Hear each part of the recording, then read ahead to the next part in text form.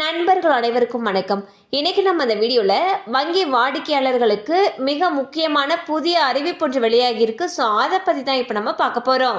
அதாவது மே மாதம் முதல் வங்கிகள் நடைமுறையில் பல மாற்றங்கள் வந்துள்ளன. அந்த வகையில் யூபிஐ பரிவர்த்தனையில் மாற்றங்கள் கொண்டு வரப்பட்டுள்ளன. ஸோ அது என்ன மாற்றம் அப்படின்றத இப்ப நம்ம பார்த்திடலாம். யூபிஐ பரிவர்த்தனைகளின் வசதி விரைவில் ஒரு சிறிய செலவோடு வரக்கூடும். அதிக மதிப்புள்ள யூபிஐ பரிவர்த்தனைகள், அதாவது 5,000 ரூபாய்க்கும் மேல் 0.5% வரை கட்டணம் வசூலிக்கப்படலாம் என்று வங்கிகளும் அரசு அமைப்புகளும் சுட்டிக்காட்டியுள்ளன.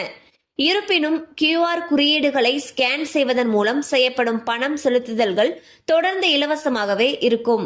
ஸோ பாத்தீங்கன்னா இனி நம்ம ஜிபே, போன்பே இந்த மாதிரி நம்ம யூபிஐ முறையில பண பரிவர்த்தனைகள் மேற்கொள்ளும் பொழுது 5,000 ரூபாய்க்கும் மேல நம்ம பண்றப்போ 0.5% வரை கட்டணம் வசூலிக்கப்படலாம்னு சொல்லியிருக்காங்க.